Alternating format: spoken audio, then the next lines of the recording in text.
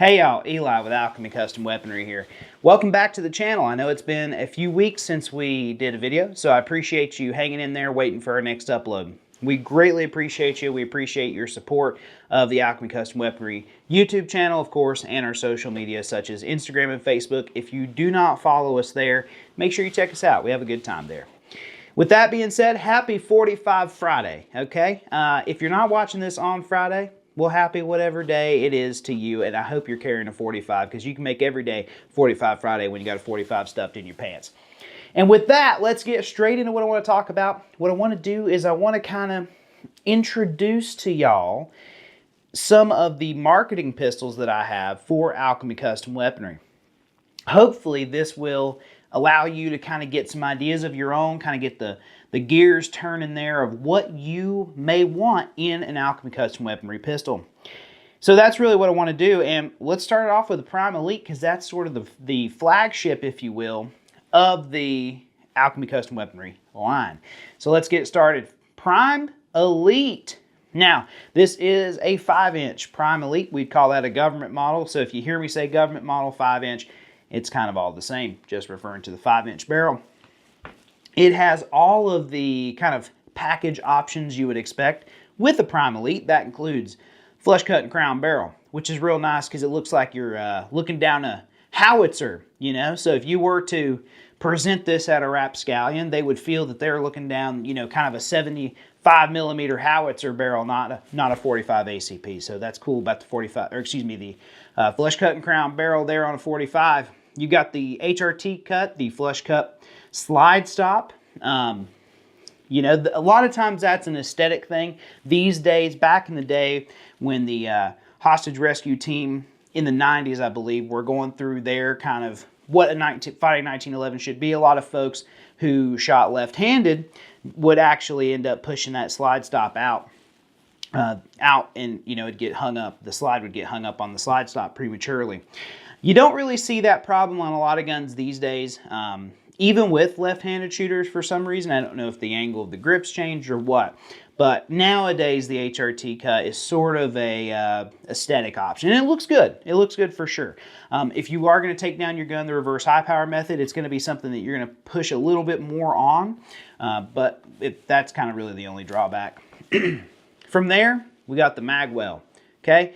Stanchion magwell, beautifully hand-fitted. I mean, absolutely gorgeously hand-fitted. And this is going to help you with your reloads. And of course, it just looks good. Looks really good on a fighting 1911. Then we have the Call Style Gold Bead, okay? So those are the 4 things included on the Prime Elite right out the gate, okay?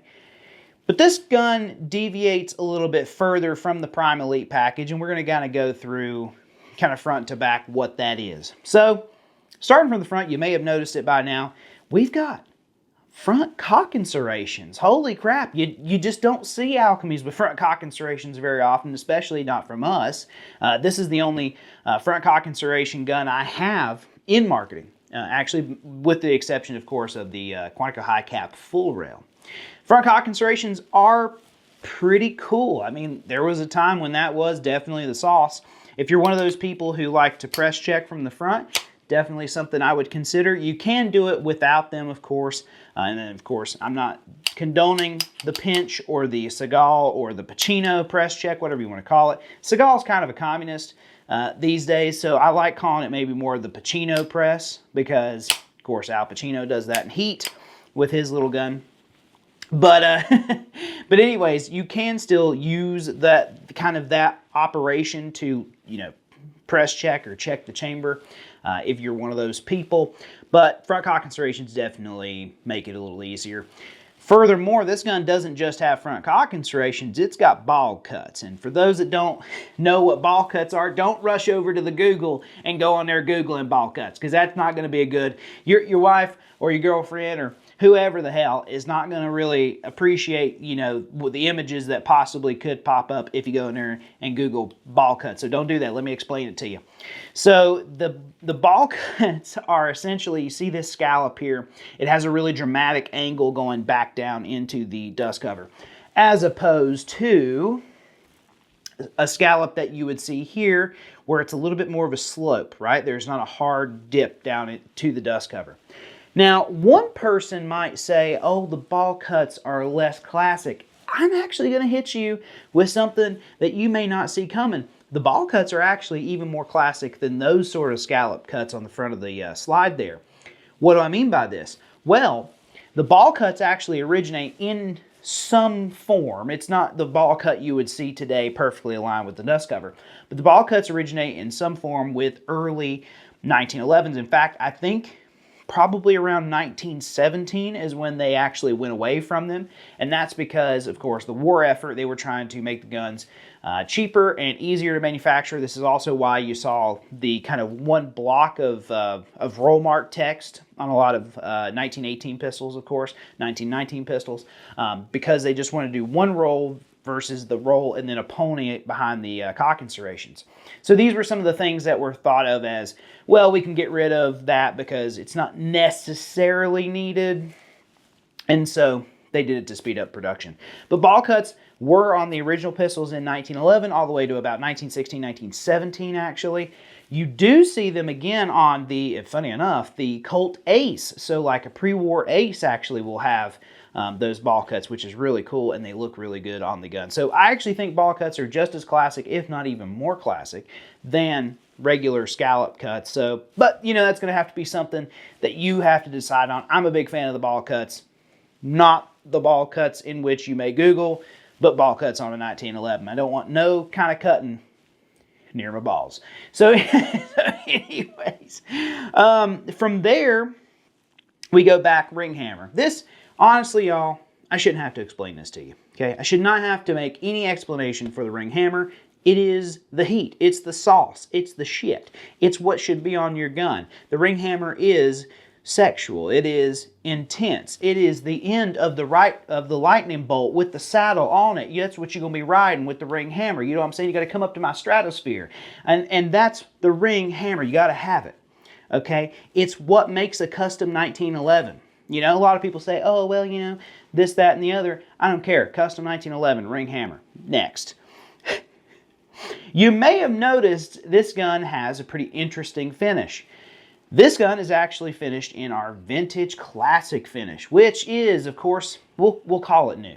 All right, we'll say new. We'll use the term new. It was introduced originally to the standard production line when the classic government Resto mod was released back in Q2 2024. So what is that? What is that finish? Well, it's a finish that comes from the Cabot side of the house. Cabot's had it for a long time. They actually have a gun kind of named after that.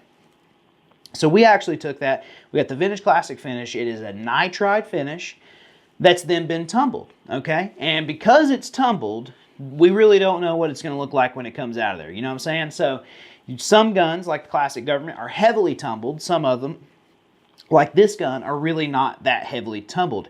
Now, it still has that kind of almost gray patina finish. It's just not kind of overly done as my classic government. And again, that's just how it's going to be. The two guns look completely different, even though they have the same finish, but that's just kind of the uniqueness of the vintage classic finish. Is not all of them are going to be the same. In fact, I would say not one of them are all going to be the same. So take that for what you will. If you get a vintage classic gun, you're kind of luck of the draw of what you get as far as how dark or how tumbled it is. So that's just that.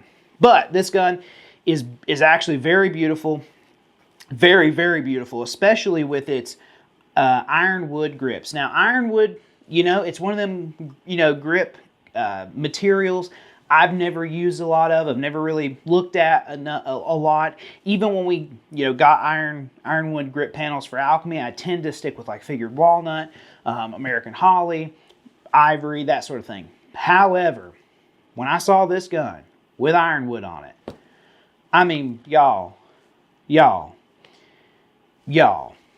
I plumb had to do that thing back, you know, when you was in, you know, when you was younger and them testosterone was really, you know, really flowing, and, you know, teacher called you up and you'd been daydreaming, you got to slip it into the belt line, you know what I'm saying? That's kind of what I was like when I saw this classic, you know, vintage classic finish with this ironwood on this gun. I mean, just, it was plumb erotic is what it was.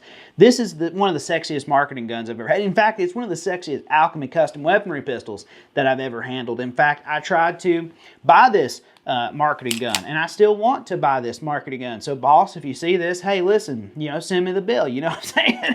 But it's a gorgeous gun, right? Beautiful gun. This gun was actually taken a step further. The bushing, the trigger, and the hammer are in the, what we call it, they're blackened.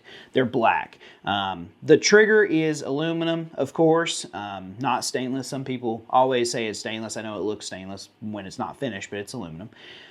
The barrel bushing is stainless. The hammer is stainless, and of course the barrel is stainless. So with the Vintage Classic finish, we do have the option to do some of the parts in black, all of the parts in black, none of the parts in black, however you want. Usually it's going to be on the drop-down menu, blackout package, and of course that's going to be everything black, including the barrel and the barrel hood. So just keep that in mind. Yeah, and from there it's a Prime Elite, as you would expect. Beautiful, beautiful fit grip safety, about a 50-50 engagement there, which is really, really nice for a Fighting 1911, especially now with the memory bump. That's obviously something that's been on 1911s forever, but this gun has a memory bump, as do all of our guns, so that goes without saying. Trigger is really nice on this gun. Really clean. And for a Fighting 1911 especially, that's a really nice trigger. Great reset. Great reset, actually. Really positive. Yeah, that's a good trigger. Probably about a 3 3/4 pound trigger.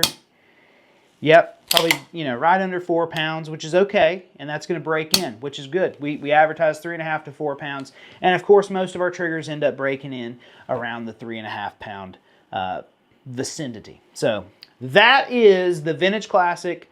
Of course, on the Prime Elite, it is a beautiful looking gun, absolutely stellar. Would make a great carry gun. This is a great finish for concealed carry. And in fact, I've carried my Classic Government with this finish all over the East Coast and even some of the West that I've been traveling in. And dude, I've had to do almost no real maintenance on it. I mean, it's been pretty easy going. I mean, really, I wipe it down just because I'm used to it, but I haven't seen any signs of corrosion, rust, none of that. The finish is great. I sweat like a stuck pig, mind you, by the way, and I live in North Carolina, where, you know, we're a screen door away from hell, and during the summer, which we're just coming out of, by the way, and during the summer, you know, you walk outside after taking a shower, there's no point in even drying off, you're going to be wet again, kind of deal. And that finish has been absolutely fine. So this gun would make a great carry gun. Of course, I think a 5-inch gun makes a great carry gun too. You know, there are some applications for the shorter barrels, of course, and we're going to talk about that as well. But especially with the colder months coming up, a 5-inch gun ain't nothing to turn around, especially, you know, it's too big to still carry. Listen, son, that 5-inch gun, that's about to be the only 5 inches in them britches, so you might as well take it where you can get it, you know what I'm saying? So you might as well carry a 5-inch fighting pistol. So with that being said, hey, listen, if you got any questions about any of this stuff, shoot me a message, shoot me an email, hit me up wherever you can, whenever you can. I'm probably going to be answering you fairly quickly. I'd love to answer your questions about these guns and get an Alchemy in your hands. And potentially in your pants, but I didn't want to say anything about me putting something in your pants. So anyways, with that, have a great rest of your day. Remember, carry cocked and locked, and when in doubt, hell yeah, brother.